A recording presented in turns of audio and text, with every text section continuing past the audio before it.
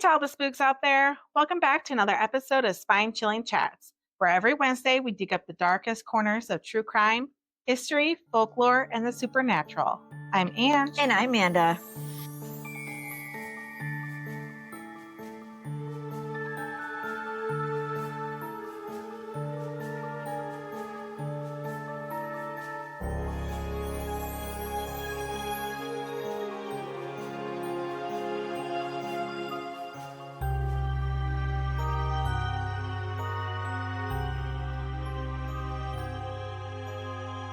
So before we get started, we got some goodies in the mail. Oh, These are yours. these are mine? Yep. We ordered perfume oils from Freya's Daughters, which is a little business. You can find her on Etsy and on Facebook. Every order comes with a little tarot card, and it came with stickers too, but I already put them on my laptop thing. But they're really cute. They're like witchy stickers. Okay, yeah. But we got little solid perfume Oh, I'll open that first. cauldrons, and she just put out a new scent too. So I'll have to buy that one next. But I liked it. I think it smells good. Oh, yeah. It's very light. Yes, it's very light. And then I got the Bewitched, which I think it smells like cookies. That's like it. Oh, I like that. Yeah, it's got vanilla and amber and some other I got goodies. the Autumn Witch perfume oil. It said shake it. I saw that. Yeah. So I think yours was what? The apple.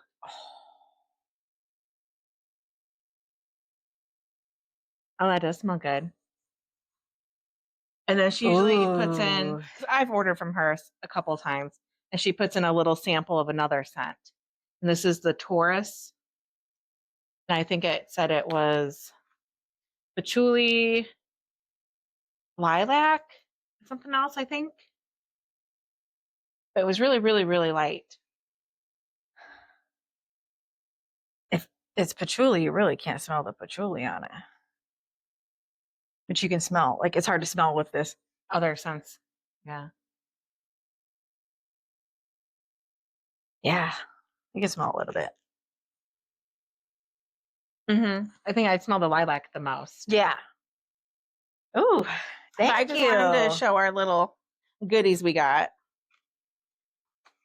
This is all mine. You got all yours? Yeah. Okay. Thank you. You're welcome. I'm excited. I love goodies. But she has so many different scents on there. It's hard to pick. This one smells like apple cinnamon type. Mm-hmm. Like definitely a fall scent. And I love that. Yeah. Now I smell good. Yeah. Also, you can see you got a little bit of sun.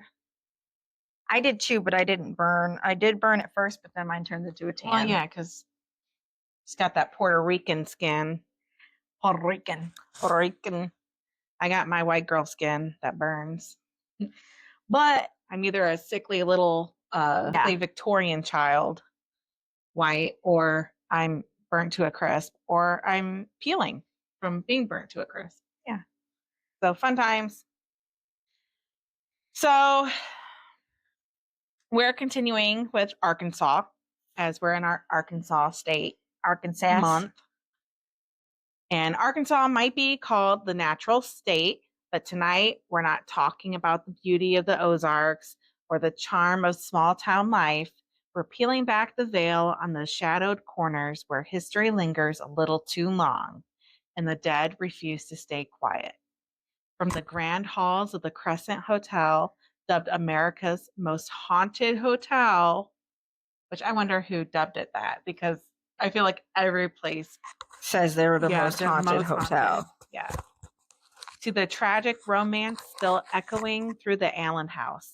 From cemeteries where ghostly children leave their handprints behind to mournful spirits wandering through moonlit graveyards. We're taking a haunted road trip across Arkansas. My favorite kind of road trip. And just when you think you've heard it all, we'll end our journey in Eureka Springs, at the Basin Park Hotel, a place where the past doesn't just haunt the halls, it walks them. So grab your drink, turn down the lights as we cross county lines and centuries of ghost stories. This is one Arkansas road trip you'll never forget, even if the spirits would prefer you did. So I'm going to be going through a bunch of different places that are supposedly haunted. Okay. You be the judge at the end. Some of them, there's more history than others, just because, it's hard to find history on some. It is. Every time I look up something for haunted, it's like, oh, well, it's haunted by a little girl who hung herself and blah, blah, blah. And then it's like, and if you want to visit that site, it turns into a tourist site. Yeah. It's like no backstory or anything. Well, and it's hard to give a backstory. No, but why? Why did the bride hang herself? Why did the mom drown her kids in the bathroom? Good story. But they don't give you that information. And I'm like, okay, I'm not trying to go. I am trying to go visit these places, but not right now. I'm trying to figure out why she did what she did. Yeah. So we're going to the Crescent Hotel first. In 1879, deep in the folds of Ozark Mountains, a new town was born, Eureka Springs. Long before streets were laid or buildings rose, the indigenous people had sought out this hidden valley, not the ranch, for its abundant springs, believed to hold remarkable healing powers. Maybe the ranch. Maybe. Is that where the ranch came from? I don't know. It heals my wounds. Heals your wounds. A big bowl of ranch. Yeah, I had a ranch salad yesterday. With the hacienda chips. Do you eat just the ranch or do you mix the salsa? I mix them too. I put the ranch in the salsa. Yeah, me too. I don't put the salsa. I do a couple spoonfuls in the ranch. Or in the salsa. salsa. Yeah. Knock it off. Yeah.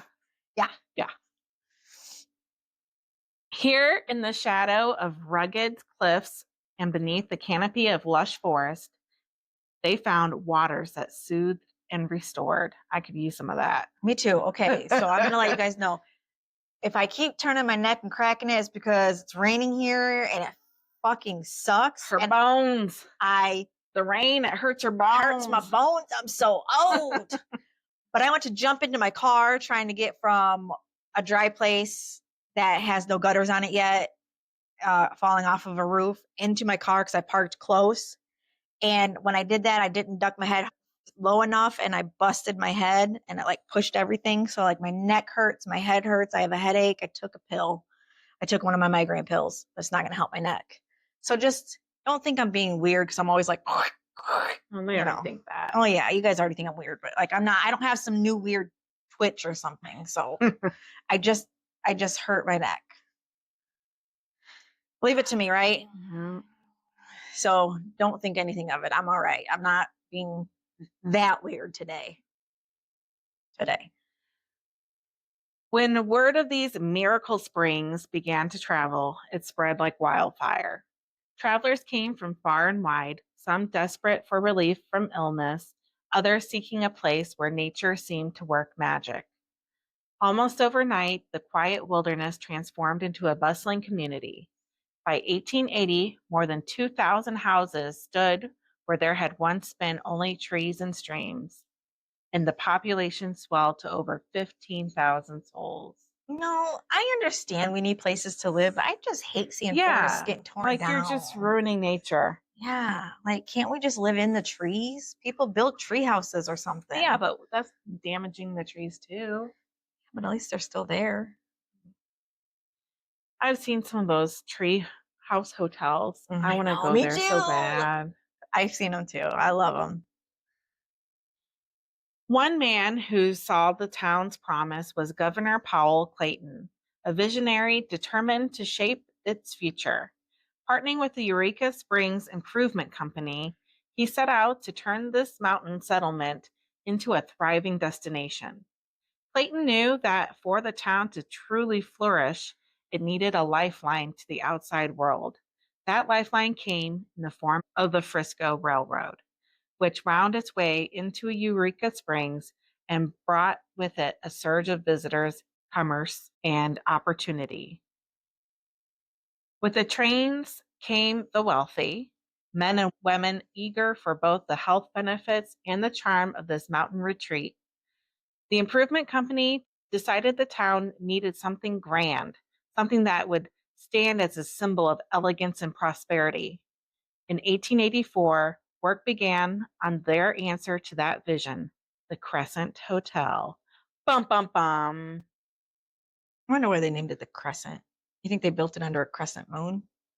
No, because it's on the crescent of the mountain, Oh, which okay. is my next sentence. It was no small undertaking, perched high on Crescent Mountain. The that's structure why. took 2 years to complete. There we go. There we go. All will be revealed eventually. When it finally opened its doors in 1886, which I'm surprised it was built that quickly back then. How? Like they started in years? 84. Yeah. And it was Wow. done Yeah. in 86. 2 years to build a grand hotel. Yeah, that is pretty Back quick back then? then. Because, they don't have power tools and things like that. Everything's No. done by hand and horse and all that good stuff. Yeah. The hotel was a marvel of its time, an architectural gem offering sweeping views, lavish rooms, opulent ballrooms, fine dining, and service that catered to every indulgence. I could use some fine dining. Me too. I had fair food all week. Ugh. I know. Wait. Like, it's okay, don't get me wrong, fair food is good. But when you have to eat it all week, ugh, I feel so, French fries, elephant ears, cookies. The cookies were fucking awesome. Funnel cake, tacos. I mean, just Was El Amigo Pepe there again? yes. Ah. I didn't eat there though. Oh, why didn't you? I don't know because they're here. Stupid. Yeah, but they're not always here. Nacho Supremes, wraps. Did you get a corn dog? I don't eat corn dogs. Oh. Mike did though. He got a corn dog. I did have a at the corn dog place. They have those mozzarella stick, Oh. not the sticks, but the big, huge. It looks like Yeah. a corn dog, but it's mozzarella. Yep. Yeah, that's cool. I had some of that. It was really good. But yeah, anything you could think of, we fucking ate it. Hamburgers. We didn't go to the fair at all. It's just so expensive. It is. It is. I was only there because Mike's daughter does horse stuff. So she was in horse competition. Equestrian. Yeah, not Horse stuff. All week. She actually took home grand champion in her age group for ground poles. Where they jump over the poles on the ground and stuff. She was loaded with ribbons this week. So really proud of her. And so we stayed, they camp up there and stuff. So we were up there eating fair food all week. Fun. I know. I'm glad to be home sleeping in my own bed, though. I'll tell you that. Did you guys get the new bed up or are you? Yes. Yeah. Yes. How is it? Wonderful. You just it's kind of like not memory foam, but memory foam. So you sink in just a little bit, but when you get up, it takes a minute for it to come back up. But it's not quite the memory foam, but it's still and the cooling feature. And it the works. cooling feature. The massage is not a massage though. The massage is more like vibration. Like one of those old beds. Yes. Like one of those sex beds in the hotel. Sleazy hotel. Put in a quarter. Yeah. And then, it's got all the fancy lights and the USB chargers and all that stuff. And then the head and the feet come up. And I like that feature because Mike's ankles swell a lot now with this new medication. So he sleeps with his feet up and I don't have to. So yeah, that's nice. Yeah. You don't have to prop with a pillow there. Yeah. And, move around. And then have to readjust. Yeah. So, no, the new bed is amazing. And I didn't realize how much I missed it until we had to sleep in the camper. And then I was like, oh my God, I can't wait to get back to that bed. So. Well, you're not really a camping person anyways. No, I'm a camping person, but not all the time. Like if I go once a year, that's fine by me. If I don't ever go, that's fine by me too. But I need to have electricity and I need to have water. So. We haven't seen each other in a while. I know. I've been gone and she's been. Amanda left Notre Dame. I did. I left Notre Dame. She left me all alone.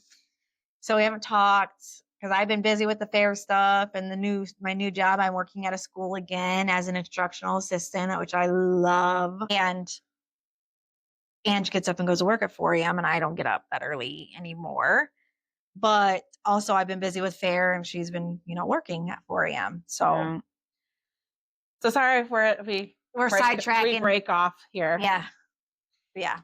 All right. The Crescent wasted no time in claiming its place among the finest destinations in the country. The wealthy and well-connected flocked to its mountaintop perch, drawn by the promise of luxury in the pure restorative air of the Ozarks. Within its grand walls, guests found richly appointed rooms, glittering ballrooms, exquisite dining, and impeccable service. For the next 15 years, under the stewardship of the Eureka Springs Improvement Company, the hotel remained an exclusive sanctuary for the upper class, a place where elegance reigned and the outside world felt very far away. In 1902, the Crescent entered a new chapter when it was leased to the Frisco Railroad for 5 years. Winter brought slower business, and so the Grand Hotel was transformed into Crescent College, a finishing school for young women. Oh, why they gotta ruin it like that? Like, finishing school. So it's going to be like, this is how you set a plate. Yeah, and this is how you bend over. And you put a book on your head and this is your posture. Straight. Like, why they got to ruin it like that? Yeah, why can't it just be a college? Men need to take that same thing to learn how to be gentlemen. Yeah. Fuckers. Picking noses and scratching butts. Right. Yeah. Jerks. I want to pick my nose and scratch my butt. Yeah, do it. Have at it. This is a safe place. For more than 3 decades, the building echoed with the sounds of lectures, laughter, and learning.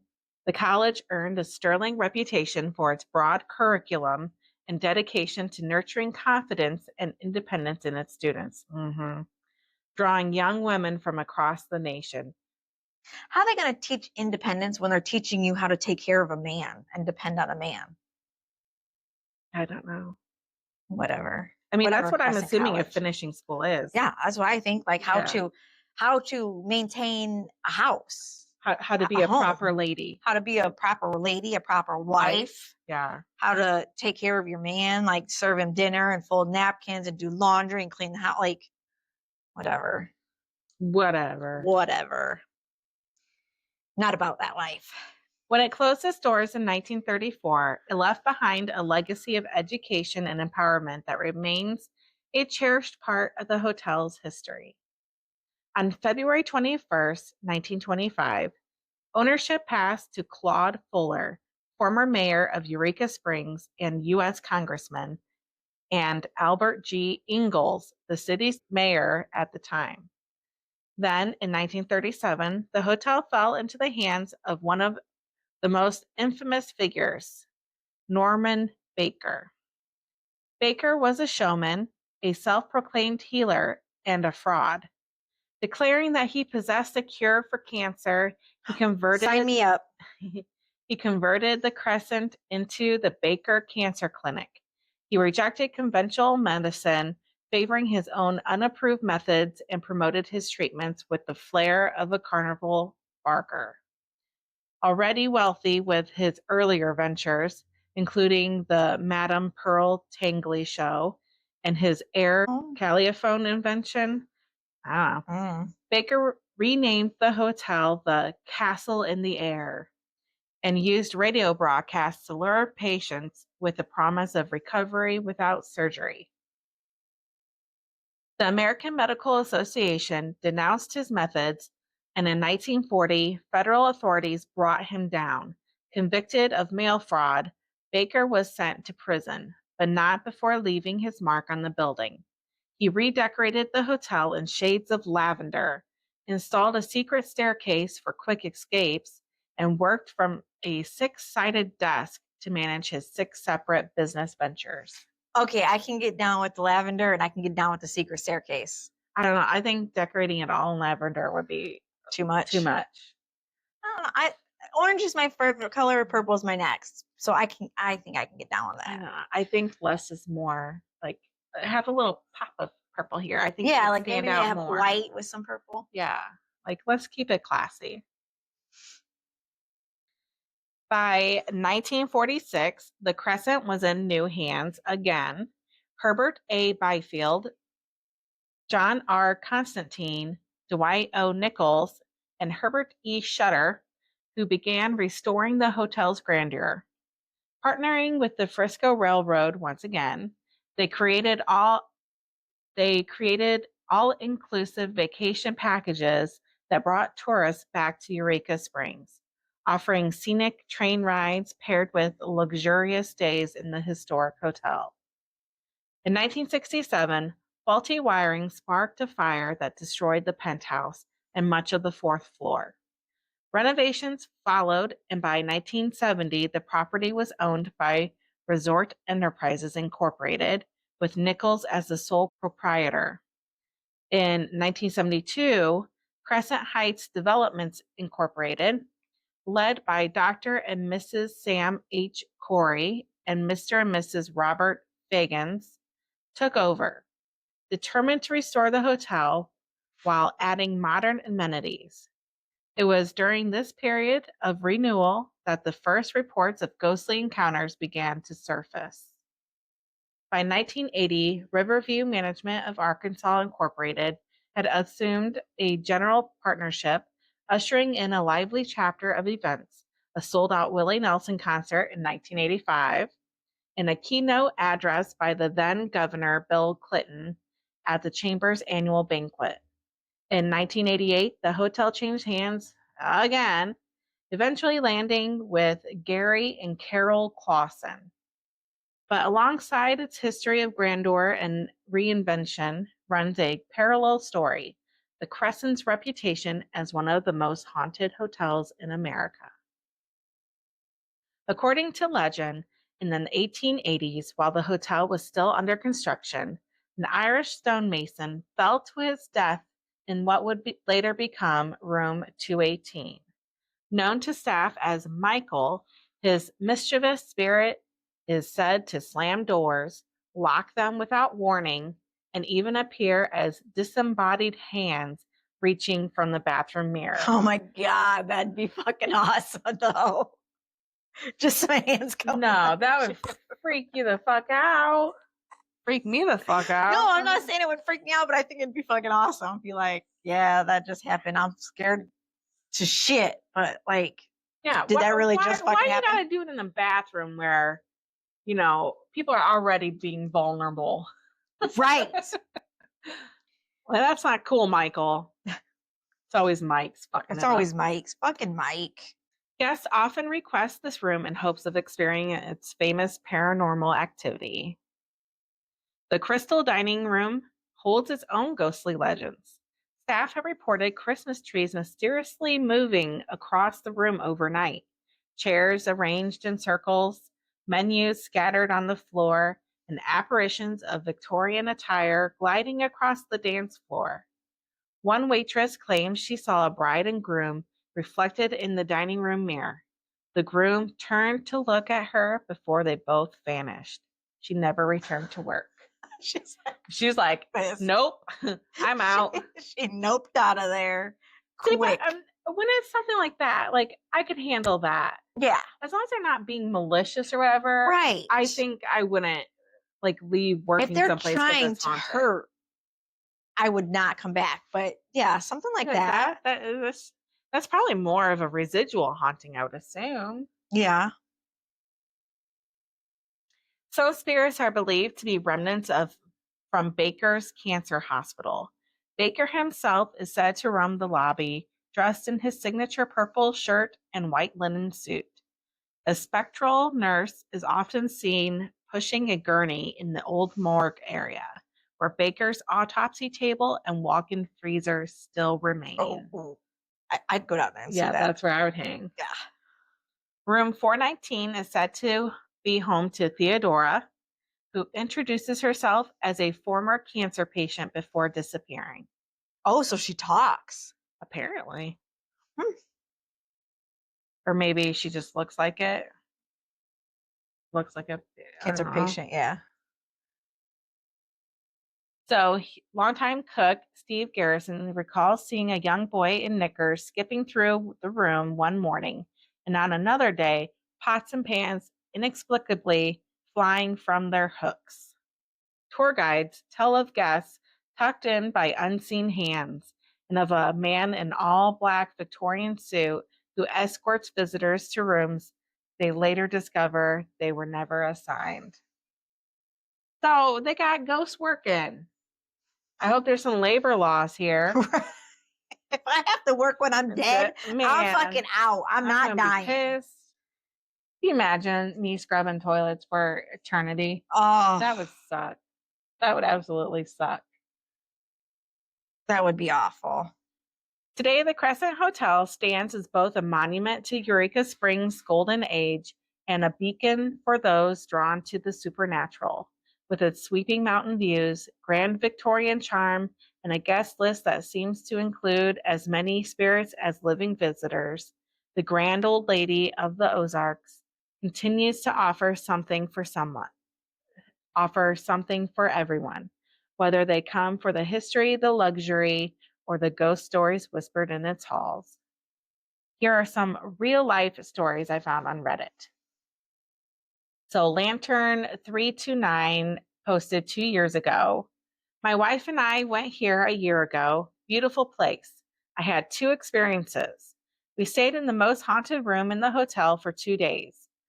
The first experience was I heard a growl that originated at most 2 feet away from me when I was alone in the room when my wife went to the balcony to smoke. What makes this interesting is the ghost that haunts this room was an infamous ladies' man when he was alive. The same ghost also likes to hide things. I wear glasses every day for every second, bifocals. I put my glasses on the sink counter when I took a shower. After the shower, I couldn't find them. After searching and remembering what the staff told us about the ghost, I looked in my luggage for shits and giggles, and it was there in a zipped compartment. And no, my wife didn't do it. Or that's Michael, because they said he was mischievous. Oh, yeah. Could have So I been. went up there in room 218 or whatever it was. Yeah. And then the little ladies, man, Yeah. I had to be in the 70s. Oh, that they went? I'm just saying, no, the ghost must have been from the 70s. Well, if it was Michael, it would have been from it was being 80s. Yeah. built. But I'm saying, like, if it was him, if it was was the 70s different ghost. because he was a ladies' man, and you know how everybody in the 70s was all hair popping out of their shirt and whatnot. Ladies' man. The second story is from Scrabby Doo 98. And this was also 2 years ago. Me and my boyfriend stayed there and had an experience. It was a work trip and we worked all day. We'd had several stops on the way to repair computers, and the last one was in Eureka Springs. After all that, when we got there, we were knackered. So we decided, I know these are kind of right. Knackered. Wonder if it was a older, but it's repair computers. An older person like that repair computers. No, not that I'm not that stereotyping an ageists. older person couldn't do it, but okay, whatever. Knackered. So we decided we were going to take an hour-long nap when we get to the room. We get to the room, and on the left, just inside the door, is a smallish table about hip height. My boyfriend is diabetic, and he has to keep his meds cool. So we had a small, hard plastic cooler with us. I sat that on the table when we got there, and we went to sleep. About 40 minutes into the nap, we were both awakened by a god-awful noise. We jumped up and found that the cooler wasn't on the table any longer. It was on the floor, but not anywhere near the table. It was across from the table against the opposite wall. Therefore, it didn't fall. It was thrown. There was a small scrape on the wall where it had hit. Scared the crap out of us. Luckily, his meds were fine. I know I had that cooler in the middle of that table. It had his meds in it, and without those, he's a goner. So I am always careful with it. Luckily, since then, he has changed meds and his pens don't need to be kept as cold as the older ones did. Later, we did the ghost tour, got a nice caricature of the two of us eating in the restaurant, and reported the incident during the ghost tour. So now we're moving to the Allen house. On a quiet corner in Monticello, Arkansas, stands a grand old mansion whose very walls seem to breathe with memory. Built in 1906 to 1907 by the prosperous and ambitious Jolie Allen, the house was intended as a forever home for his wife, Caddy, and their children. Designed by noted architect Sylvester Hotchkiss and raised from lumber cut from Joe's own timberland, the hearts of 400-year-old oak and pine, it was a Gothic Victorian showpiece that covered 9,500 square feet with a 2,000 square foot attic under its sweeping roof. That house must be beautiful. I'll include pictures. The house rose on land with its own layered history. Before the Allens arrived, the Rogers Female Academy had stood there, opening in 1857 during the Civil War. Its halls became a Confederate hospital sheltering the wounded until the guns fell silent. Later, it reopened as a boys' school, eventually going co-ed before its building gave way to the Allen streams. The mansion's facade was imposing, a massive front portico supported by Grecian columns, twin 3-story octagonal turrets at each end, and a grand entrance framed with stained glass. The glass came from the hands of New Orleans artisans, curved window frames from skilled craftsmen in St. Louis. Even the ceilings were works of art. In the dining room, the tin ceiling was hand-beaten into a sea of cherub faces. Ew. I wouldn't want a bunch of cherubs. They're creepy. Yeah. They're like, not my cup of tea. You know what I mean? Like, ghost babies are creepy, and they're ghost babies. Therefore, they're creepy. Inside the house glittered with beveled glass doors, crystal doorknobs, hardwood floors, and carved moldings. Original chandeliers cast warm light over rooms meant for both entertaining and family life. There was a kitchen for the household, another for renters when parts of the home became apartments, and wide wraparound porches to catch the evening breeze. I want a wraparound porch so this bad. house keeps sounding better and better and better. Except for the cherubs. Yeah. Now, the tin ceiling, that sounds neat. Yeah. But I don't want little baby cupids all over my ceiling. No. No, Thank you. Joe Allen had earned his fortune first as a planter, then in lumber, later investing in businesses from hotels to theaters to livery stables. He sold automobiles and horses alike, ran a private school, and presided over the commercial loan and trust company. He was a man of enterprise, respected, and envied in equal measure. Joe and Caddy's 3 daughters, Lonnie, Liddell, and Louie, grew up in, those are kind of odd names for daughters. For girls, yeah. Lonnie, I like it. Lonnie, Liddell, and Louie grew up in luxury, though tragedy touched the family early. Their infant son died at 9 months, and the family's hereditary heart condition would take more than one Allen life, including Joe's own in 1916, when he collapsed at the age of 54. One of the daughters, it would be Liddell, whose story became the stuff of whispers and legends. Born in 1894, she was beautiful, sociable, and headstrong. She married a local man, Boyd Bonner, in 1914. So she was 20 when she got married. That's not too bad. And the couple moved to Texas, where their son, Alan, so she named her son Alan, like her last name used to be her maiden name. Liddell Allen. Allen. I mean, it's not Allen, but No, Alan Bonner, Alan Bonner. was born in 1915, but Boyd's fondness for drink and his restless ways led to divorce in 1927. Life after that was unsettled. Liddell lived in various places, Texas, Indiana, Tennessee, and was no stranger to heartbreak. One of her most ill-fated romances was with her first sweetheart, Prentice Savage, what a name, who re-entered her life years later. By then, he was married to another woman and had no intention of leaving his wealth behind. Their affair, intense and secret, ended abruptly when he withdrew under pressure from his wife's divorce demand. So he must have got caught. Yep. On Christmas Eve, 1948, alone and grieving past losses, her sister Louie, her son Alan, and now this final failed love, Liddell drank mercury cyanide in the Allen house. She lingered in agony for a day, dying on Christmas night at age 54. Which was her dad's age. In a polite society of the time, the manner of her death was omitted from public obituary notices, replaced with gentle phrases about her charm and kindness.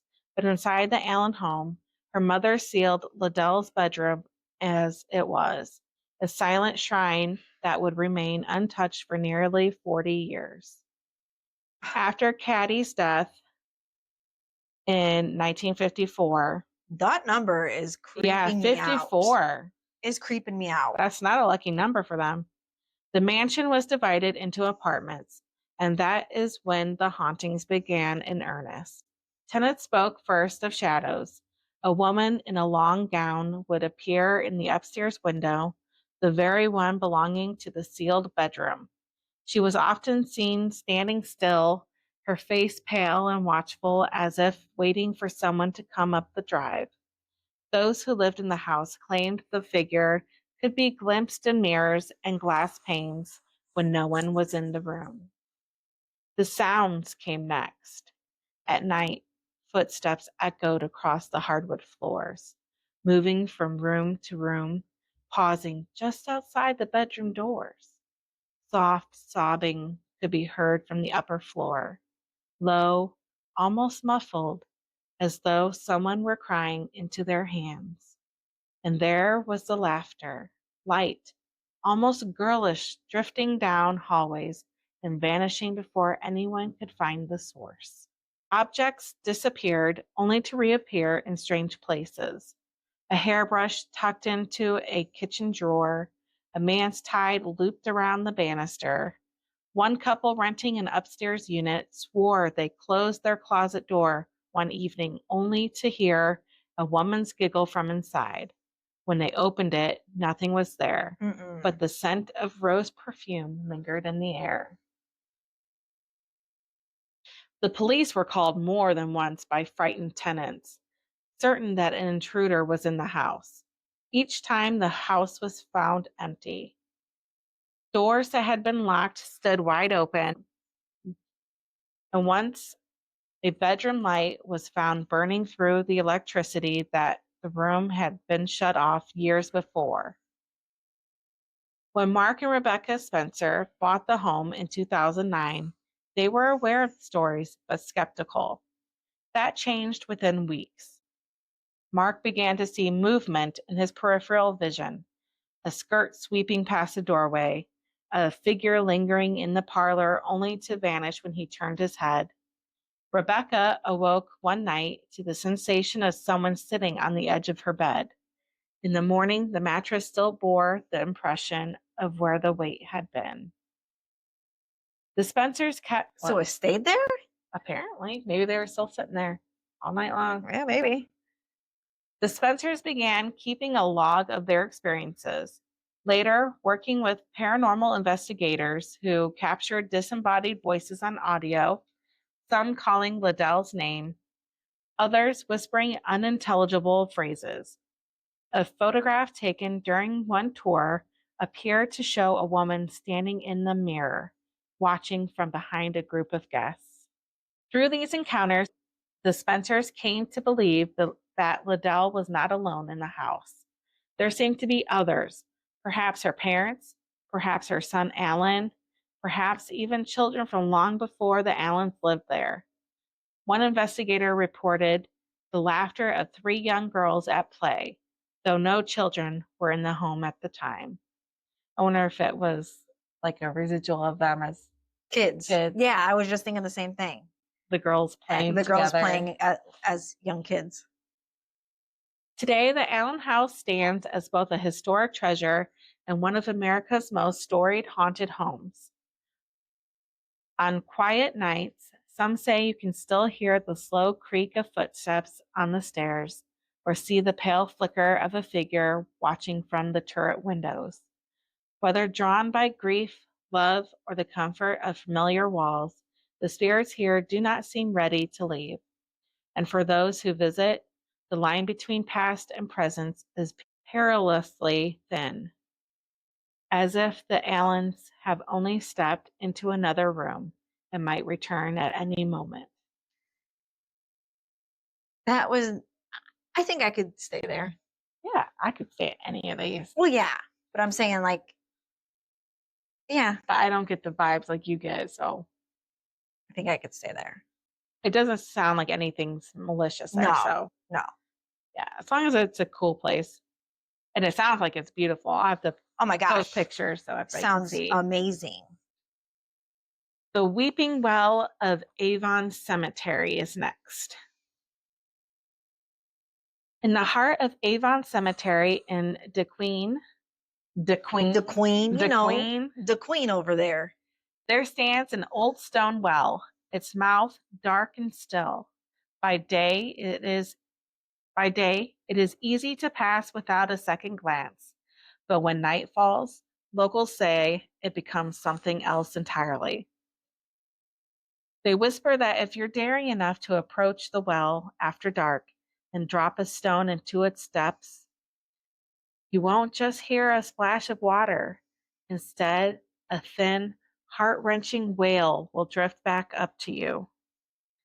The cry of a baby lost long ago.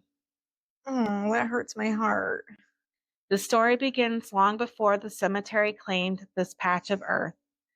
In the days when the land was part of a small rural settlement, a young woman came to the well with her infant in her arms. It said she set the child on the stone edge while she drew up a bucket of water. That was dumb. Oh. Yeah. Why would you set any child on, like, I don't even care if it's like a 10-year-old kid. I'm not setting it on the edge of a deep well. A deep well. No. No. I don't care if it's Ezra and he's 20. Like, you're not sitting on the no. edge of a deep well. Idiot. Yeah. So she drew up the bucket of water. One slip, one tragic moment, and the baby tumbled into the darkness below. They say the well swallowed the child that day, but not the grief. Some nights the sound of the sorrow rises from the depths, and sometimes, if you're very still, you might glimpse a pale figure moving between the headstones. A woman, her face hidden in shadow, walking the grounds as if searching endlessly for what she lost. The people of the Queen call her the mother of the well, and they say she'll never stop looking. And I say it's very heart-wrenching to lose a child. And but tragedy you know what? can happen to anyone, though. It can. But when you're careless like that, maybe you deserve to walk the grounds looking for your child because you were negligent. Period. Yeah.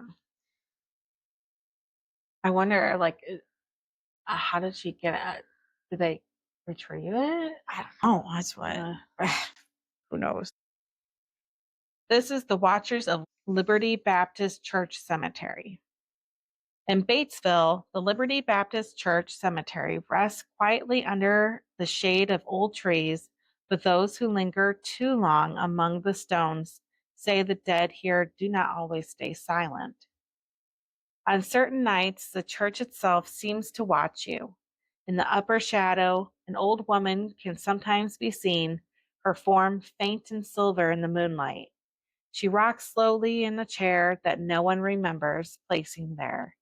Her gaze fixes on something only she can see. Blink, and she's gone. the window empty once more. Among the graves, there are other spirits said to wander. Photographs taken here have revealed a faint image of a young boy, one who was never there when the shutter clicked. His expression is unreadable, his outline hazy, as if the camera caught him halfway between worlds. Then there's the young woman. Witnesses describe her as drifting near the churchyard or vanishing between the headstones. Her presence is often accompanied by strange orbs and flickering lights, glowing just long enough to make you doubt your eyes. Some say she was a victim of violence long ago, her death dating back to the early 1900s. Her spirit still tethered to the place where her story ended. At Liberty Baptist, the living may gather by day, but after dark it belongs to the watchers.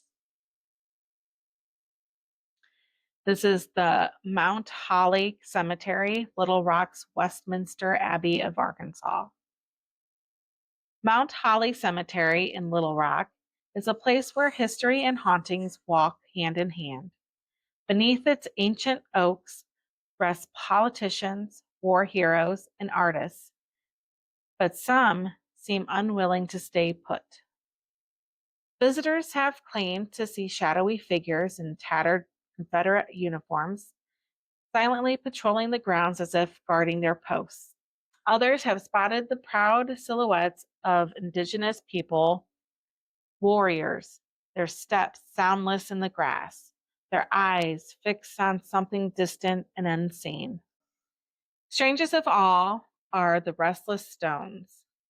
There are whispers that some of the grave markers shift positions when no one is looking, as if the dead are subtly rearranging their territory.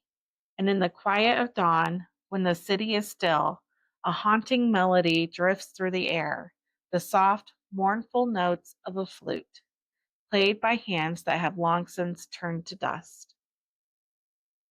That wasn't so bad. This is the Shady Grove Cemetery, Bald Knob's Children of the Dark. Oh, children. Shady Grove Cemetery in Bald Knob carries a silence that even nature respects. Locals say that not even grasshoppers or crickets will cross its grounds, as if the very earth warns them away. So, real quick side story. Ezra texted me this morning and said, "There's a cricket in your room." So I have that to look forward to. It's just a cricket. It's going to make noise all night long. Find it. Maybe. Do you still have a cat? I do. She might get it. I would think a cat would. She might get it. Winston will probably get it. He eats bugs. He ate a cicada the other day. Ew. Yeah. But yeah, so I have a cricket in my room that I have to find and get rid of, or else it's going to drive me fucking insane. I wish crickets didn't cross my path. Yeah. The stories here speak of a gathering of ghostly children, restless spirits who appear only to those bold enough to summon them. The ritual is simple. Park before the cemetery gates, then flash your headlights 3 times into the darkness. If you dare, the air grows colder, the stillness heavier, and then faintly, you'll hear the soft patter of feet you cannot see. Moments later, small, pale handprints begin to form on the glass and metal of your car. Marks that weren't there before. Some swear they've seen fleeting shapes in the shadows, children playing in the silence, their laughter swallowed by the night. They say if you see them once, you'll never forget their touch. Ooh, I hate ghost children. Okay, and now we're to the Basin Park Hotel, where Eureka Springs past refuses to rest. The Basin Park Hotel has stood like a sentinel over downtown Eureka Springs since 1905, its limestone walls and stacked terraces hugging the mountainside in a way that almost feels alive. But this wasn't the first grand hotel to grace the spot. In the late 19th century, Eureka Springs was a booming resort town, its mineral-rich waters drawing thousands seeking healing and luxury, just like the Crescent. In 1881, the Perry House Hotel rose here, a lavish symbol of the city's prosperity. But fate and fire had other plans. In 1890, the Perry House burned to the ground, leaving little more than stone rubble and whispered rumors about the cause. For more than a decade, the hilltop lot remained empty, a reminder of what had been lost. Then, in 1905, the Basin Park Hotel was built on the very same footprint. It's 7 stories built into the cliffside so that each level touches the ground, making it one of the most unusual structures in the Ozarks. The hotel quickly became a social hub, hosting balls, political gatherings, business meetings, and socialites from across the region. Cowboys and cattlemen rubbed elbows with traveling performers and the well-to-do. The building's verandas and balconies buzzed with conversation day and night. But like the town itself, the hotel's fortunes rose and fell. Over the decades, it weathered prohibition when it quietly served liquor behind closed doors, the Great Depression, and several periods of near abandonment. Ownership changed hands, and with each era came new stories, some of them warm with nostalgia, others soaked in tragedy. It's those tragedies and the people tied to them that many believe explain why the Basin Park Hotel remains one of Arkansas's most famously haunted places. Guests speak of cowboys in dusty hats, leaning against the walls as if waiting for someone who never arrives. You know, I had the impression that Robbie was going to be like a cowboy because I worked with his mom before I knew Robbie. We both worked at Harding's, and she has a really thick Southern accent. And so she wanted to introduce us. And so we, texted back, not texted, we didn't have text back. We emailed or IM'd. No, I think we did email first. We emailed first and then we IM. He had AOL online, so I had to download that to use. Okay. So I was an MSN Messenger girl. But when we finally got to the phone call stage, I was expecting a cowboy with a Southern accent. Yeah. And no, he sounds just as Northern as I do. My cousins are from Virginia and they have really thick accents. I was so disappointed. Well, he grew up near DC, so it was Northern Virginia. They're in Fredericksburg and all that stuff. Fredericksburg's by DC? That's where Fredericksburg and Trent, Spotsylvania. I don't know that. Or something like that. Anyway, they have real thick Southern accents, my aunt and my cousin. Yeah, I was so disappointed. That sucks. I was like, return him to Virginia. I know. I was expecting a cowboy, and I got a computer nerd. Just my luck. With no accent and no cowboy hat. Nope. Jeez. He doesn't even have a big belt buckle.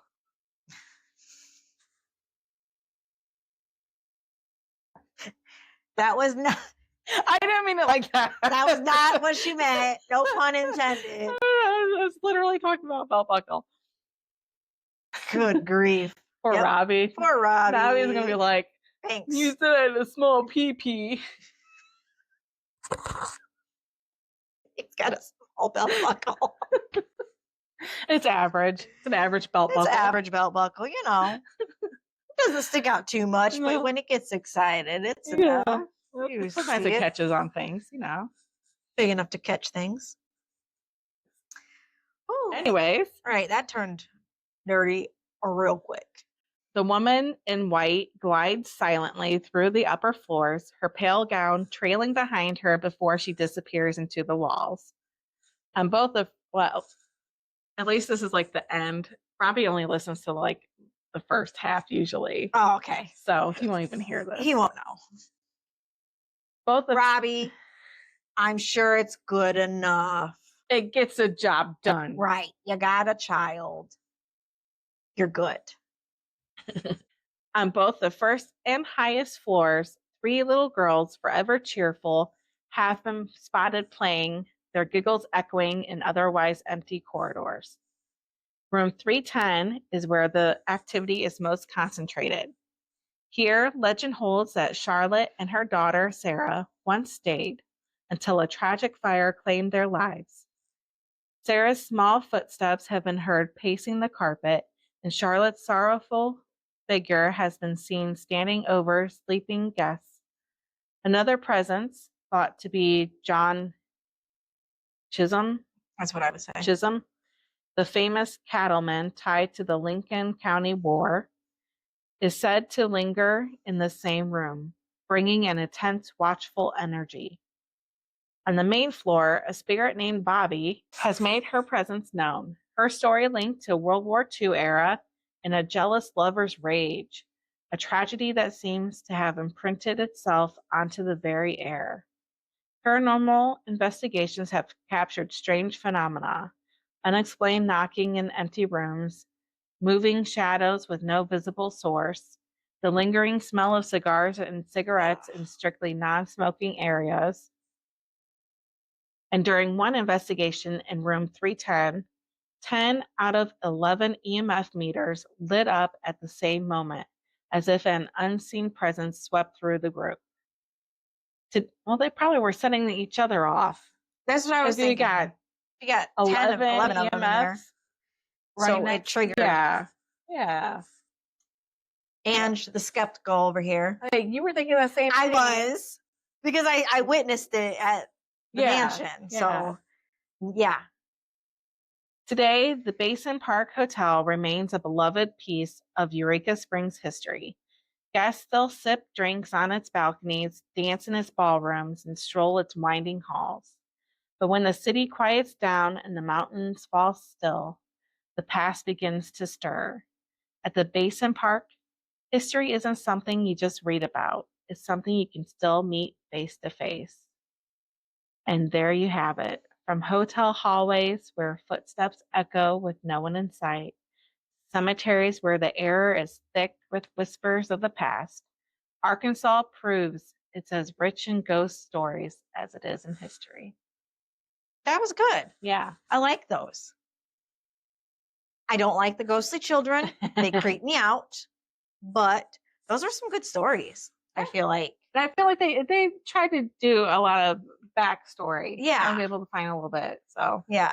The only ones that didn't really have a lot of backstory were like the cemetery ones. Yeah, which honestly, could you keep track of all those backstories? No. Because, you know, like several ghosts roaming, who knows what happened to them. Right.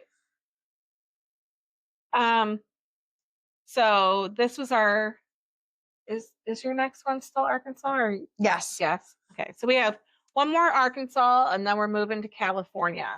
Yeah, because that's this one. So one more Arkansas, then we're moving to California. California. No, I was thinking Red Hot Chili Peppers. California. It's Californication. Or that one. But anyway, sorry. Yeah. Whatever. We're nerds. So if you enjoyed this, please check out our other episodes. You can find them on our website, which is www.spine-chillingchatspodcast.com, where you will also find links to our merch, which we got a lot of cool merch on there. So check it out. Yep. There's bios on there of us, pictures. You can submit your stories there if you have any glitches in the matrix. We got our first story from somebody we don't know. So we know you're listening. So write in because that's exciting. From Phoenix. Yes. From Phoenix she was. So thank you. Keep sending them in so we can compile enough to do an episode on them. Yes. We'd like to do that eventually. Share your guys' stories. But yeah, if you have any glitches in the matrix, any Bigfoot sightings, we want to know just how big his belt buckle is. Yep. Any ghost stories, if you've had any experiences, Alien encounters. or like our last email was a true crime Mm-hmm. where she actually met a killer. So yeah, we want to hear your stories. It's Mm-hmm. interesting. We can't wait to have enough to share with everybody. Yes. So please send them in.